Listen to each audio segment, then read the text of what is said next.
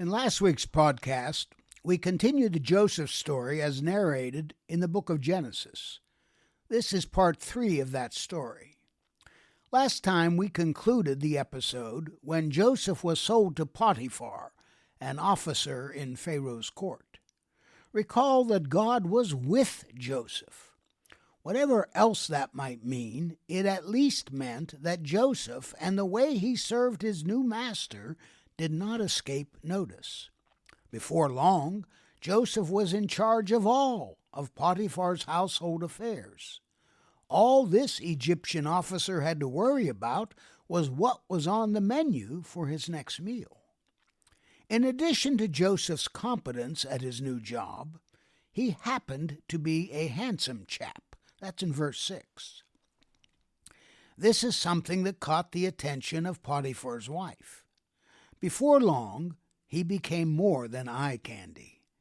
The first words that anyone spoke in Potiphar's household belonged to his wife.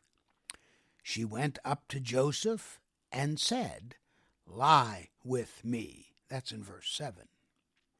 She could hardly have been more abrupt or crude, not to mention concise.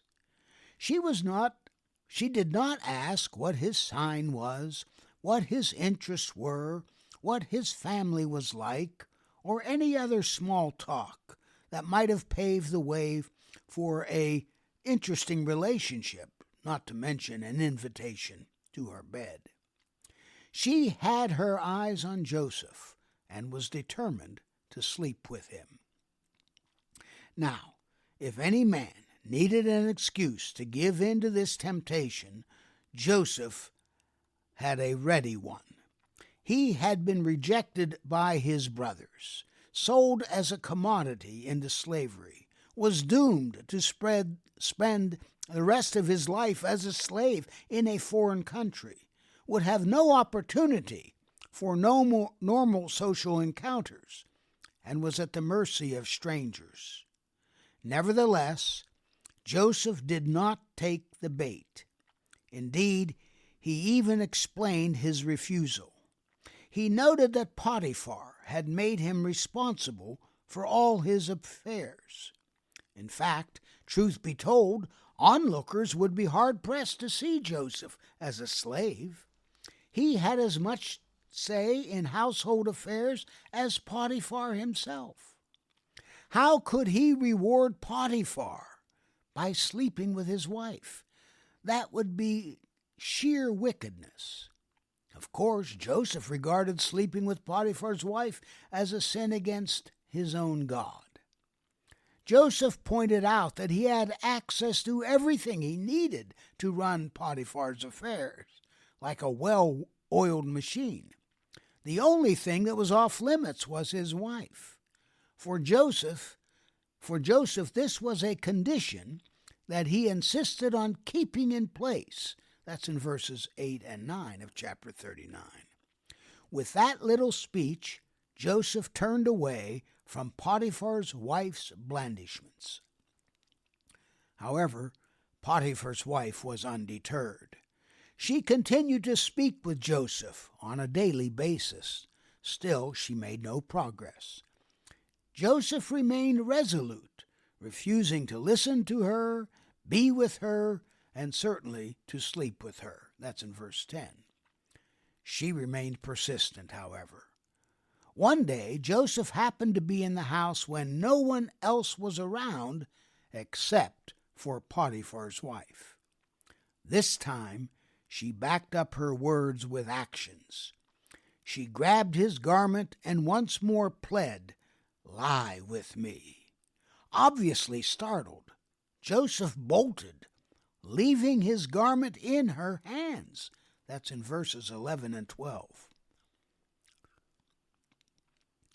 Joseph barely managed to get out of the house. Yes, the pun was intended. There were no witnesses to what had just occurred, a circumstance that afforded Potiphar's wife the opportunity to frame Joseph, which she proceeded to do. When she wanted Joseph to sleep with her, she could not have been more cryptic or more concise. Now that she intended to accuse him, she could not have been more loquacious. She waxed eloquent as she summoned the men who were usually engaged in household chores. She told them that her husband had brought a Hebrew man to make fun of us. She insisted that he had approached her with sex on his mind, at which point she screamed. When Joseph heard her cry out, he got out as fast as he could, and in the process left his garment behind. That's what she claimed. And, of course, that garment was now in her hand, backing up her story. When Potiphar got home, she told him the same tale and also showed him the damning evidence. She blamed her husband for bringing a Hebrew slave into their house. At no time was Joseph allowed to speak in his own behalf. He was never asked his version of what had happened. That's in verses 14 through 18 of chapter 39. Obviously, Potiphar was outraged by this. That's in verse 19. Joseph was summarily removed from his once relatively cushy position and sent straight to prison. What colossal bad luck! In a way, he had landed on his feet in Potiphar's house. One would never choose slavery, but at least he had an interesting job and was able to use his skills to doing it. Now he would be relegated to an ordinary jail with no freedom of movement, no tasks to occupy his mind, and nothing to alleviate boredom. He never even had a chance to speak on his own behalf.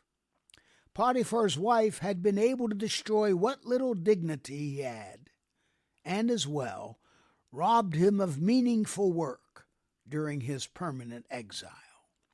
That God had been with him must have seemed a cruel irony. As it turned out, though, God was still with Joseph. That's in verse 21. Somehow this was noticed by none other than the prison warden. The warden's becoming aware that God was with him eventuated in Joseph's having a new job. The warden proceeded to make Joseph a custodian who would be in charge of other prisoners. Of course, because the Lord was with Joseph, everything he did ended up being successful. By no means does anyone want to end up in prison, but if that is one's lot, the experience is immeasurably better if one has the warden's trust and a responsible job to boot. Joseph landed on his feet for a second time, but that is not the end of this story, which we will continue in the very next podcast. Let me remind you that I am trying to arrange for us to offer mini courses to you. This is more complicated than I was anticipating, so I appreciate your patience, but we'll get this done one way or the other. In the meantime, go to my website, faspina.com. Let me know what your email is so I have a way to contact you. And if you'd like me to answer a question in a future Q&A session, email me at fspina106gmail.com. Thank you.